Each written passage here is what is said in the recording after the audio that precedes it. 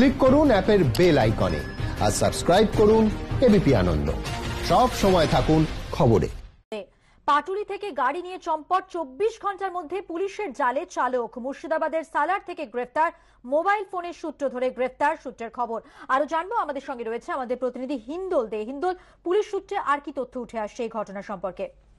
দেখো, পাটুলি থানার পুলিশ সূত্রে খবর যে এই অভিযোগ পাওয়ার পরই, অর্থাৎ কিনা সেই অধ্যাপিকা সমৃতা চক্রবর্তী যখন অভিযোগ জানান যে তার গাড়ি চুরি করে নিয়েছে ড্রাইভার সেন্টারের এক ড্রাইভার, যাকে ফোনের মাধ্যমে যোগাযোগ করা হয়েছিল এবং সেই গাড়ি চুরি করে নিয়ে এসে পালিয়ে যায়। এই অভিযোগ পাওয়ার পরেই পুলিশ তৎক্ষণাৎ তল্লাশি শুরু করে বিভিন্ন জায়গায় এবং তারপরে জানতে পারে যে সেই চালকের নাম সরফরাজ হোসেন এবং তার ফোন নাম্বার একটি পাওয়া গিয়েছিল। সেই ফোন তারা ট্র্যাক করতে থাকে এবং কলকাতা পুলিশের বিভিন্ন সিসিটিভি রয়েছে, সেই সিসিটিভি ক্যামেরাও তারা ফুটেজ খতিয়ে দেখতে থাকে।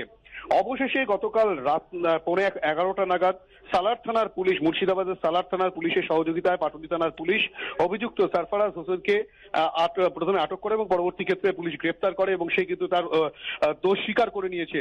এবং যে গাড়ির ভেতরে যে ল্যাপটপ, ফোন এবং গুরুত্বপূর্ণ নথিপত্র ছিল সেগুলো পুলিশ উদ্ধার করেছে এবং চুরি যাওয়া সেই গাড়িটির খোঁজ পুলিশ ইতিমধ্যেই পেয়ে গিয়েছে, তেমনটাই পুলিশ সূত্রে খবর। কিন্তু তাকে নিজেদের হেফাজতে নিয়ে গাড়িটি কোথায় রেখেছে সেই বিষয়টা পুলিশ জানার জন্য অভিযুক্তকে আজকে আলিপুর আদালতে পাঠানো হবে এবং পুলিশ তাদের নিজেদের হেফাজতে নেওয়ার আবেদন জানাবে এবং তাদেরকে নিজেদের হেফাজতে নিয়ে পরবর্তী পদক্ষেপ নেবে, তেমনটাই কিন্তু পাটুলি থানার পুলিশ সূত্রে খবর।